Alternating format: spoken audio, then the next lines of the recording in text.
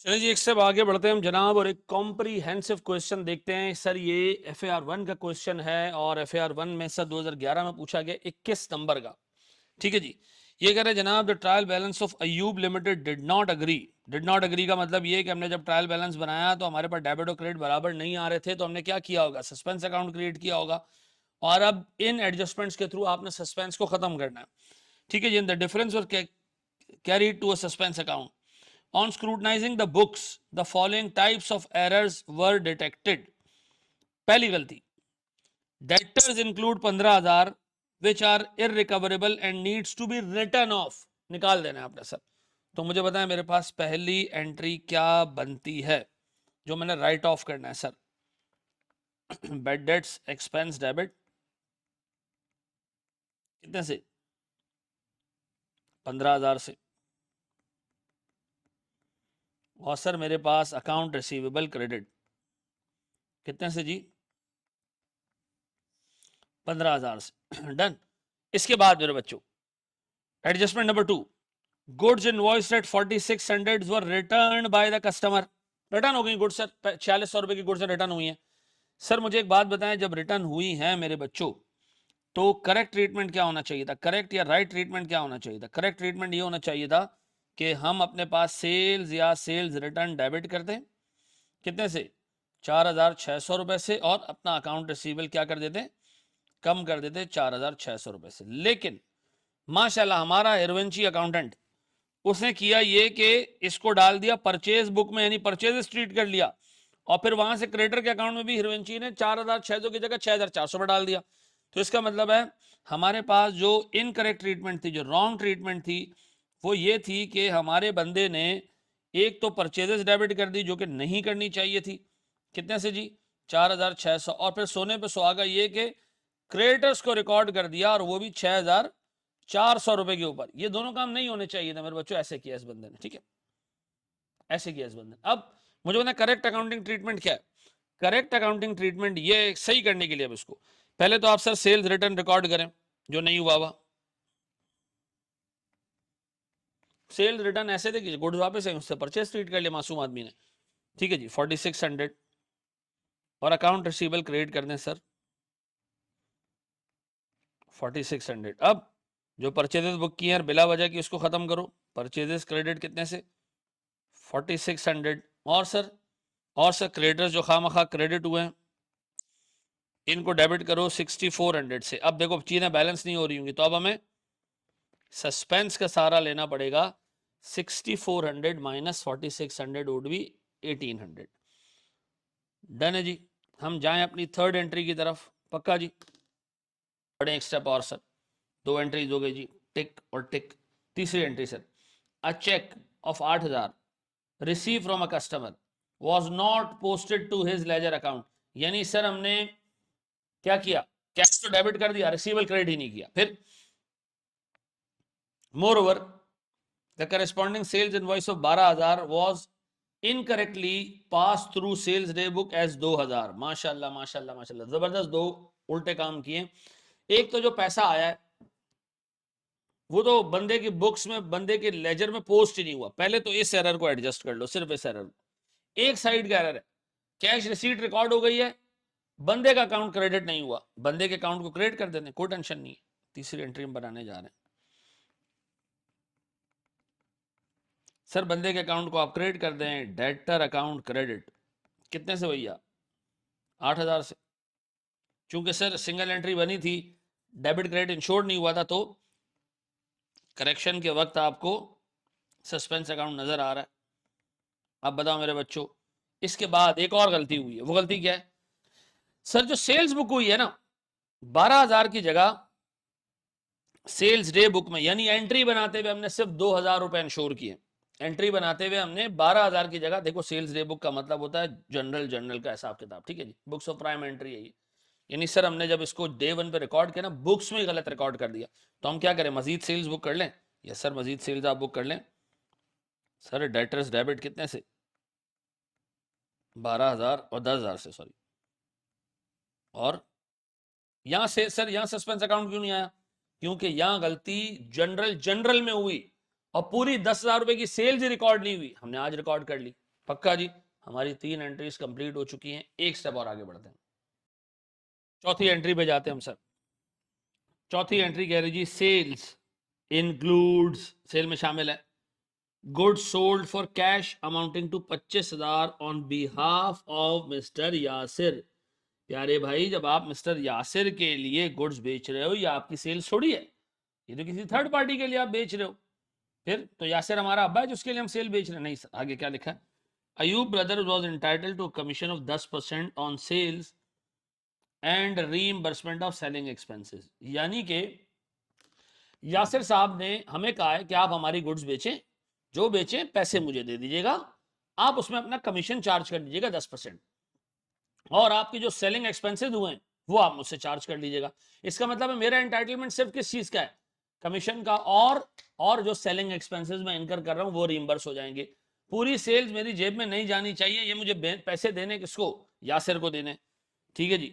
और वो कह रहे जी सेलिंग एक्सपेंसेस थे 1500 रुपए, जबकि हमने क्या किया, हमने सर 25,000 रुपए की सेल्स बुक कर ली, क्योंकि वो कह रहे हैं सेल्स इंक्लूड।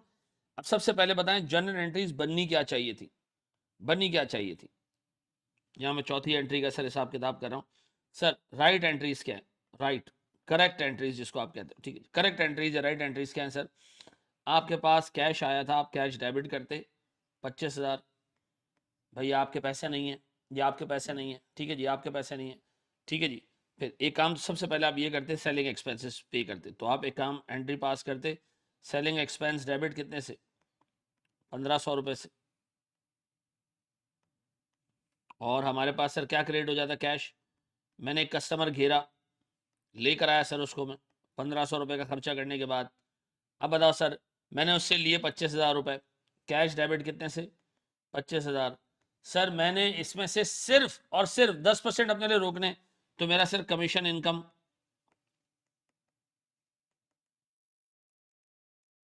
कितने जी, 2500 रुपये। फिर सर जो मैंने सेलिंग एक्सपेंसेस इनकर के ये भी रिइंबर्स करवाना है, तो सर सेलिंग एक्सपेंसेस कितने से जी, 1500 रुपये, ये मैं सर रोक लूंगा इस कैश में से। सर ये दो चीजें रोकने के बाद बाकी का कैश आपने यासिर को वापस करना है, तो एंट्री पास होनी चाहिए पेएबल टू यासिर। कितना होता है जी, ये 4,000 रुपए का अमाउंट हो जाता है, 21,000 हमने यासिर को पे करना है, ये हमने करना था। This should have been done. पहले एक्सपेंस इनकर किया, फिर हमने कैश रिसीव किया, अपने कमीशन भी रखा, यासिर का सॉरी जो हमने सेलिंग एक्सपेंसेस किए वो भी रख लिए, बाकी का अमाउंट हम पे कर देते यासिर को।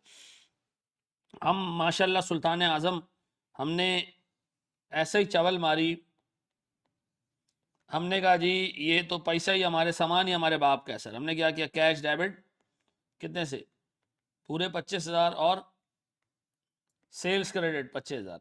बेड़ा ही करके जी, सेल्स तो होना ही नहीं चाहिए था। अब बताओ सर, आपने गलत एंट्री पास करते हुए डबल एंट्री इंश्योर की है, तो सस्पेंस वगैरह तो नहीं आएगा। पहले तो एक काम करें, जरा चौथी एंट्री को करेक्ट करने के लिए सेल्स को तो रिवर्स कर दें सर, जो आपने बुक की है सेल्स तो आनी नहीं चाहिए, कितनी जी, 25,000 रुपए, डन। कैश बिल्कुल सही रिकॉर्ड हुआ है। फिर सर सेलिंग एक्सपेंसेस आपने रिकॉर्ड भी करने हैं, खत्म भी करने हैं, ठीक है जी। तो बताएं मैं आप क्या करूं, एंट्री क्या पास करूं, कैश तो आ गया, फिर कमीशन इनकम कितने से, 2500 रुपए से। फिर सर, फिर सर क्या मैंने सेलिंग एक्सपेंसेस बुक किए में, अच्छा वो अज्यूम करें कि सेलिंग एक्सपेंसेस आपने बुक किए में, तो फिर इसका मतलब ये एंट्री पास हुई हुई है। सेलिंग एक्सपेंसेस डेबिट कितने से, 1500 रुपए से। अज्यूम कर रहा हूं मैं कि ये एंट्री पास हुई हुई है, क्योंकि उसको उसने पहली वाली एंट्री से कनेक्ट नहीं किया, ठीक है। अब बताएं जी, पेएबल टू,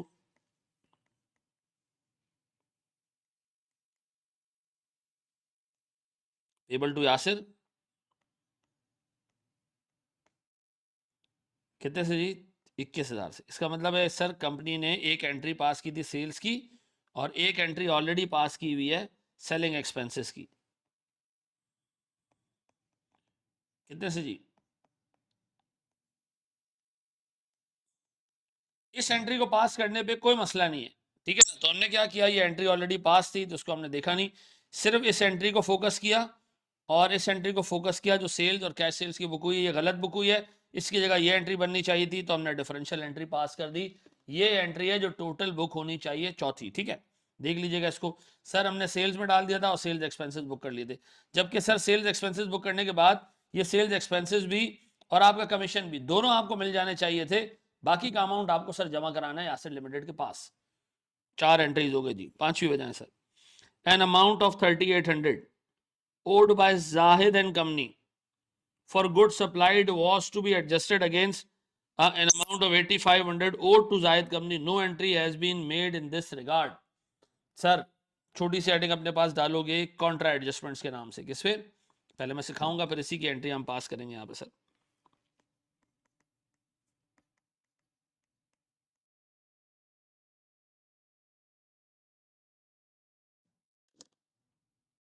देखिए कॉन्ट्रा एडजस्टमेंट किसको कहते हैं समझ ले। मिसाल के तौर पर मेरे पास एक डेटर है जिससे मैंने पैसे लेने हैं। अच्छा वही बंदा मेरा क्रेडिटर भी है, उससे मुझे पैसे देने भी हैं। कुछ गुड्स मुझसे खरीदता है, कुछ मैं उससे खरीदता हूँ। अच्छा अज्यूम करें इससे रिसीवेबल है 100 रुपए और इसको पेएबल है 120। क्या करूं सर मैं? जाके इससे 100 रुपए लूं और फिर इसको 120 दूं? ये तो दुनिया का सबसे फजूल काम होगा।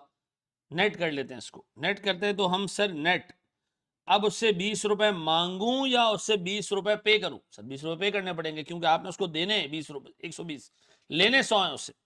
तो मुझे एक बात बताएं, मैं एंट्री क्या पास करूं इन दोनों को सेट ऑफ करने की? एंट्री ये पास करें कि सर अपने डेटर्स को ख़त्म कर दें और क्रेडिटर्स को डेबिट कर दें, लेकिन किस अमाउंट से? किस अमाउंट से? सर ऑब्वियस सी बात है छोटी अमाउंट से। डेटर खत्म हो जाएगा, क्रेडिटर तब भी बाकी रहेगा। ठीक है 20 रुपए हमने देने। व्हाट इफ के सर ये 200 होते? व्हाट इफ के 200 होते? अब मैं क्या करता? अब मैं एंट्री पास करता, सर मेरे पास क्रेडिटर्स डेबिट। अब मैंने सर इस बंदे को देने कुछ नहीं है, इसे लेने ही लेने, तो क्रेडिटर्स में 120 से खत्म करता और डेटर्स में 120 से खत्म कर देता। याद रखिएगा सेट ऑफ होने के बाद जो रिमेनिंग अमाउंट बचती है वो देनी होती है। तो सर याद रखिएगा आपने एंट्री पास करनी है इन दोनों में से छोटी अमाउंट से, ताकि सेट ऑफ होने के बाद कुछ बच जाए।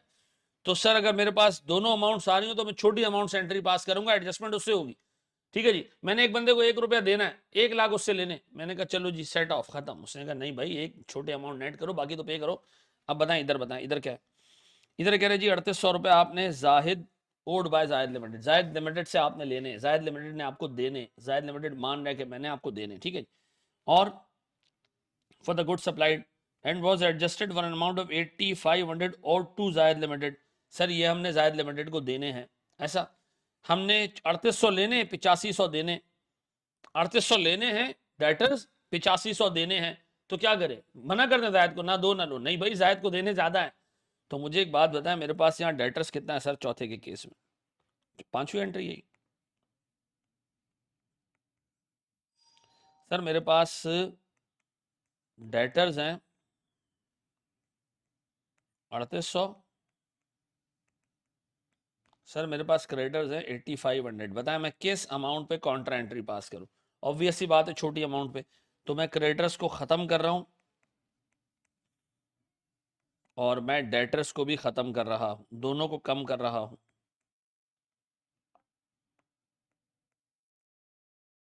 खलास आगे बढ़ो जनाब। 5 एंट्रीज हो गई जी। छठी entry sir, a purchase of 15100, purchase of 15100 was entered in the purchase day book. यानी हमने जनरल एंट्री सही पास की, नहीं 1500 रुपए से पास की, गलती। And posted to supplier account as 5100। माशाल्लाह डबल गलती, एक तो जनरल एंट्री बनाते हुए गलती और फिर पोस्टिंग के बाद एक और गलती। ठीक है 15100 रुपए की परचेजेज है, परचेज डे बुक में डल गई 1500 और सप्लायर के अकाउंट में चली गई 5100। तो इसका मतलब है एंट्री बनी क्या? करेक्ट एंट्री क्या थी? करेक्ट एंट्री ये थी कि आपको अपने पास एंट्री पास करनी चाहिए थी परचेजेस डेबिट और पेबल क्रेडिट 15100 से।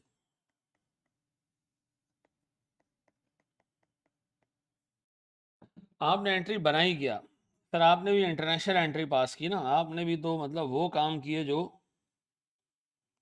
इसको पीने के लिए सर 3 पाव आपको चर्च पीनी पड़ती है। सर आपने परचेजेस को माशाल्लाह सिर्फ 1500, आंखें बंद हो रही थी, 1500 रिकॉर्ड कर दिया। फिर आप क्रेडिटर्स के अकाउंट में गए या पेबल के अकाउंट में गए और आपने 5100 से एंट्री पास कर दी, माशाल्लाह। तो सर इसका मतलब है डबल एंट्री इंश्योर नहीं हुई है तो अब सस्पेंस आएगा, ऐसे ही है ना, 5100 से की है नहीं। हाँ सर, अब बताएं सर इसको मैं करेक्ट कैसे करूं। सबसे पहले तो मेरे प्यारे बच्चों, छठी एंट्री है ये, आप एक काम करें, करेक्शन एंट्री ये कि आप सबसे पहले तो परचेजेस को डेबिट करें पूरी अमाउंट से।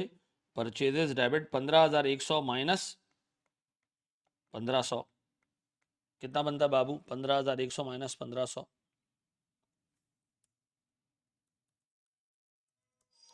13600, ये आ गई परचेजेस। फिर सर मेरे पास क्रेडिटर्स 5100 से बुक हुए हुए हैं जबकि 15100 से बुक होने चाहिए थे।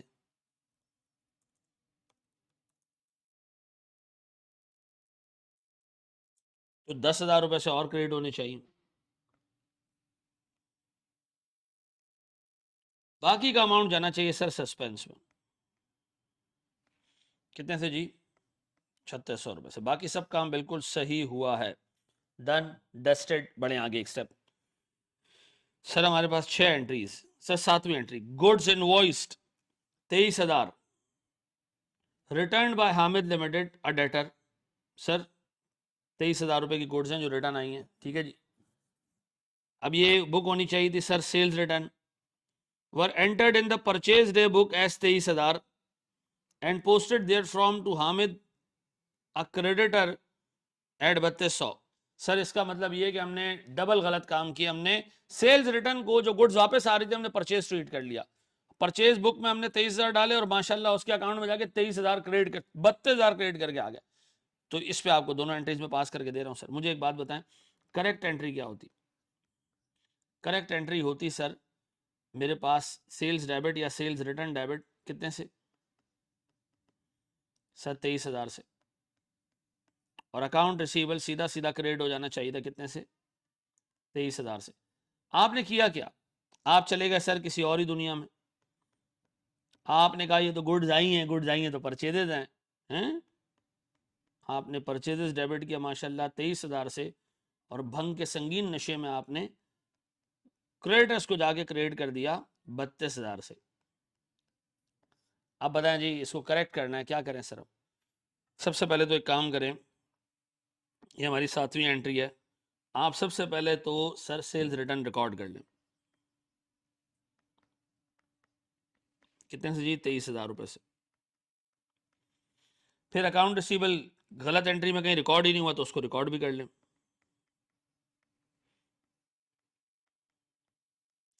फिर सर अपने पास क्रेडिटर्स को डेबिट कर दें। कितने से जी? 32,000 रुपए से। परचेजेस खाम खा आई हैं, इसको भी उड़ा दें 23,000 से।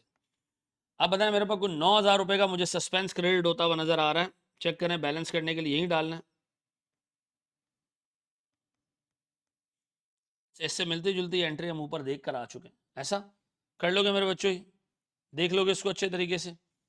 हैं जी? बड़े एक स्टेप और आगे, हम अपनी 7वीं एंट्री पे जाएं, सॉरी 8वीं एंट्री पे।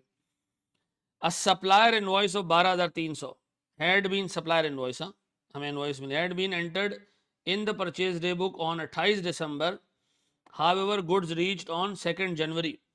देखें, जब आपको रिस्क एंड रिवॉर्ड ट्रांसफर हो गया ना मेरे प्यारे बच्चों, और आपको इनवॉइस मिल गई, गौर से सुनना, जब आपको रिस्क एंड रिवॉर्ड ट्रांसफर हो गए ना,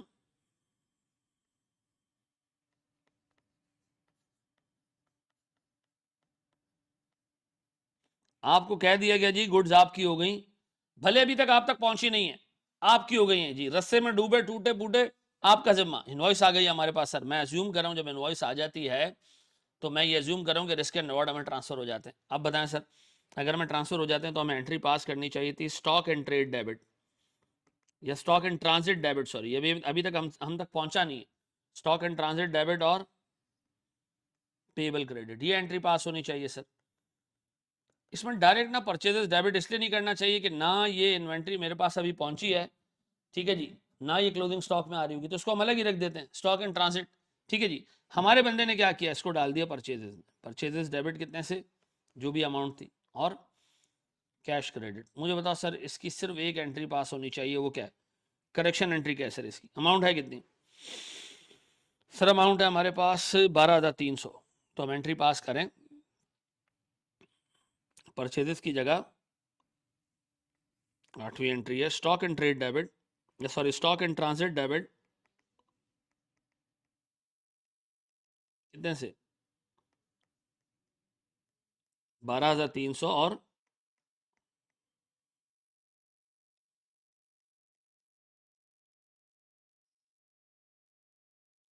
बढ़ो आगे दोस्त।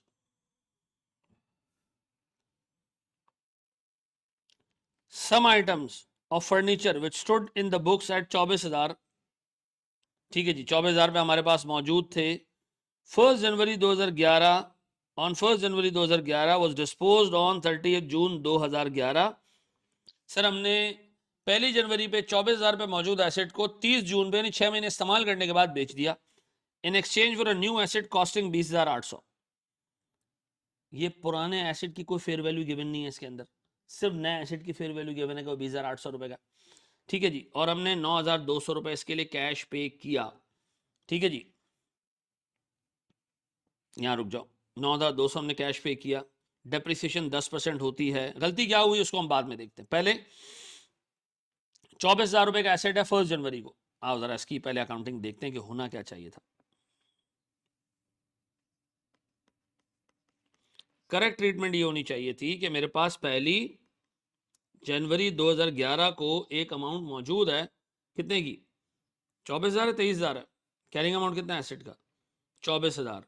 10% का रेट है सर, 24,000 रुपए का कैरिंग अमाउंट है सर मेरे पास। मेरे पास सर डेप्रिसिएशन का रेट 10% है सर। 10% 6 महीने के लिए कितना बनता है देखें, 10% बनता है 2400, 6 महीने के लिए हो जाता है 1200। इसका मतलब ये कि सर मेरे पास 22,800 रुपए का एसेट की कैरिंग अमाउंट थी। डन। ये मैंने उठा के सर बेच दिया एक एसेट के अगेंस्ट, जिसमें मुझे 20,000 रुपए का नया एसेट मिला, लेकिन मुझे 9,200 रुपए कैश भी देने पड़े। 9,200 रुपए कैश भी देने पड़े। तो नए एसेट को किस पे रिकॉर्ड करना चाहिए? आमतौर पे fair value of consideration given. यहां कंसिडरेशन गिवन की फेयर वैल्यू नहीं है, तो हम नए एसेट को रिकॉर्ड कर रहे हैं उसकी फेयर वैल्यू पे। न्यू एसेट डेबिट कितने से? 20,800। सर हमारे पल्ले से कैश गया, कैश कितने से जी? 9,200। ऐसा कैश गया हमारे पास, और हमारे पास से पीपी गया, कितने का जी? सर हमारा पीपी खड़ा हुआ था कोई 22,800 पे, ओल्ड एसेट जिसको आप कह रहे हो, ये गया 22,800 से।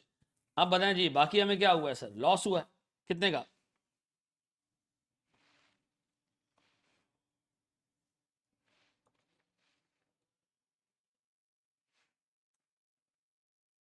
हमें सर 11,200 रुपए का लॉस हुआ। ऐसा 11,600 या 200? लॉस ऑन डिस्पोजल देखिए कितने का जी? सर 22,800 प्लस 9,200,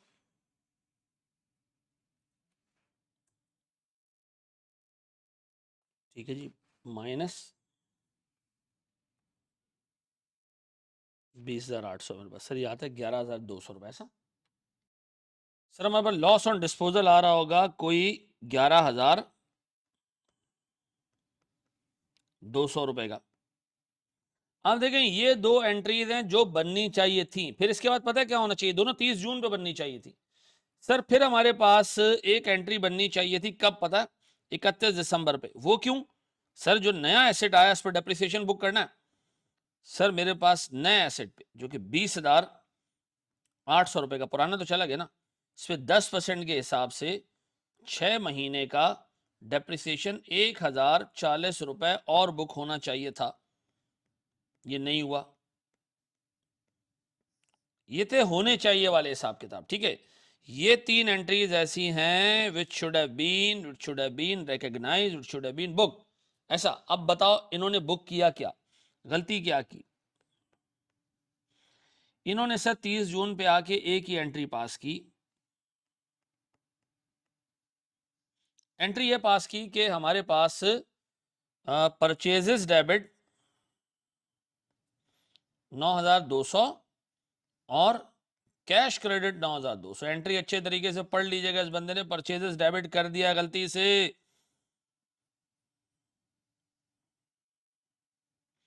किधर गया 10%।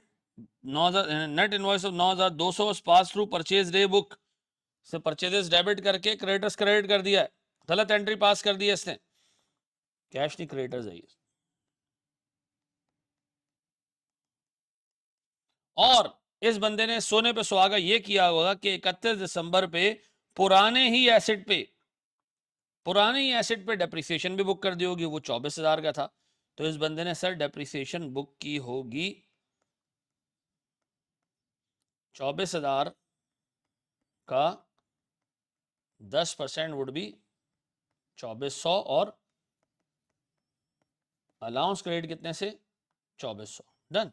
अब मेरा एक सवाल बड़ा बेसिक सा आपसे सर, ये वो दो एंट्रीज हैं जो इस बंदे ने बनाई हैं, ठीक है जी, और ये बराबर में वो 3 एंट्रीज हैं जो इस बंदे को बनानी चाहिए थी। अब मुझे क्या करना है सर, मुझे करेक्टिंग एंट्री पास करनी है सर। करेक्टिंग एंट्री कैसे पास होगी आए जरा देखते हैं सर। सबसे पहले तो डेप्रिसिएशन को नॉक करना शुरू करें सीधे हाथ से। ये डेप्रिसिएशन और ये डेप्रिसिएशन मिला के होता है कितने का जी 1,200 प्लस 1,040, ये होता है जी 2,240, ऐसा। जबकि आपका डेप्रिसिएशन होना है कितना, रिकॉर्ड कितना किया आपने 2,400, तो इसका मतलब है आपने 160 रुपए का डेप्रिसिएशन एक्सेस बुक कर दिया है। रिवर्स करो सर इसको, ठीक है जी। करेक्टिंग एंट्रीज में सबसे पहले हमने बिस्मिल्लाह की और हमने डेप्रिसिएशन रिवर्स किया। अलाउंस फॉर डेप्रिसिएशन डेबिट कितने से सर 160 रुपए से, और डेप्रिसिएशन एक्सपेंस क्रेडिट कितने से 160 से। डन हो गया। फिर इसके बाद आ गया, फिर बताओ जी नया एसेट आया सर 20,800 रुपए का, ये तो रिकॉर्ड ही नहीं हुआ, यहाँ तो परचेज रिकॉर्ड हुई। तो अब इस एंट्री को आपने नीचे वाली यानी इस एंट्री और इस एंट्री को अब आपने देखना है, बस बाकी सब खत्म। तो एक काम करो, पहले परचेजेस और क्रेडिटर्स को तो फारिग करो, ठीक है जी। अच्छा ये कैश नहीं है, ये भी ये है अदर पेबल्स, ठीक है जी। तो पहले तो काम करो, ये एंट्री पूरी उलट दो, परचेजेस की जगह आप क्रेडिटर्स डेबिट कर दो 9,200 से, खत्म जी। और इसकी जगह आपने साथ में क्या कर दिया सर, परचेजेस को भी क्रेडिट कर दिया कितने से 9,200 से। फिर न्यू मशीन डेबिट कर दें जी, पूरी की पूरी नई एंट्री आपने यहाँ पास करनी। न्यू मशीन 20,800 रुपए से। फिर अदर पेबल्स 9,200। फिर जी पुराना पीपी ओल्ड कितने से जी 22,800। और कुछ जी, और कुछ जी लॉस ऑन डिस्पोजल 11,200। ये होनी चाहिए करेक्शन एंट्री, अच्छी खासी डिफिकल्ट एंट्री थी, आप इसको देख लीजिएगा सर। बढ़ते हैं आखिरी एडजस्टमेंट की तरफ सर। ये कह रहे हैं भैया हम प्रोविजन मेंटेन करते हैं डेटर्स का 5% के हिसाब से, ठीक है जी। कितना 5% के हिसाब से हम डेटर्स का प्रोविजन मेंटेन करते हैं। अब बताओ डेटर्स कहाँ कहाँ हिट हुआ है सर। पहली एंट्री में सर हमारा डेटर क्रेडिट हुआ है सर, बाकी आज तक की तो उसने सारी प्रोविजन सही बना ली होगी। अब इन करेक्टिंग एंट्री में अकाउंट रिसीवेबल जगह जगह हिट हुआ होगा, तो एक सर दूसरी जगह क्रेडिट, फिर सर क्रेडिट फिर डेबिट, इसमें कोई डेटर अकाउंट रिसीवेबल नजर नहीं आ रहा। ये एंट्री है जी डेटर्स फिर क्रेडिट, ऐसा। और सर मेरे पास अकाउंट रिसीवेबल फिर क्रेडिट, माशाल्लाह जी। और इसके अंदर तो कुछ भी नहीं, इसके अंदर भी कुछ नहीं। अब बताएं सर मेरे पास अकाउंट रिसीवेबल कितने जगह पे डेबिट या क्रेडिट हुआ है। अगर इन सबको मैं ऐड लेस करूं ना सर, तो मेरे पास sir 15,000 less 4,600 less 8,000 less 15 46 8,000 sir मेरे पास अकाउंट रिसीवेबल चेंजेस, ठीक है जी। सर मेरे पास 15,000 लेस, सर मेरे पास 4600 लेस, सर मेरे पास 8,000 लेस, फिर मेरे पास है 10,000 ऐड, मुझे याद आ रहा है इतना ऊपर नजर आया था मुझे आखिर आखिर में, 10,000 ऐड, बिल्कुल ठीक सर। फिर 3800 लेस, और ये भी है ना भाई 23,000, 38 और 23,000 फिर लेस, ये दोनों भी लेस, 3800 और ये मिला जुला के टोटल बनते हैं सारे लेस से सिर्फ 10,000 रुपए का अमाउंट ऐड है, 44,400 लेस ऐसा। अब ये रिड्यूस हुआ है, ऑब्वियस सी बात है सर, इसका 5% कोई 2,220 होना चाहिए, पता नहीं कितना है देखें, ये बनता है सर 2,220। सर ये भी मेरे पास क्या होना चाहिए, ये भी मेरे पास प्रोविजन भी लेस होना चाहिए, तो मैं प्रोविजन रिवर्स कर रहा हूं क्योंकि अकाउंट रिसीवेबल कम हो चुका है। प्रोविजन फॉर बैड डेट्स आखिरी एंट्री 2,220, और सर मेरे पास बैड डेट्स का एक्सपेंस कितने से 2,220। डन हो गया जी, देख लेंगे मेरे बच्चों इसको, लंबा चौड़ा क्वेश्चन था, यहाँ खत्म हुआ, इसकी सारी एडजस्टमेंट्स देख लेना, it was a very good question, thank you very much.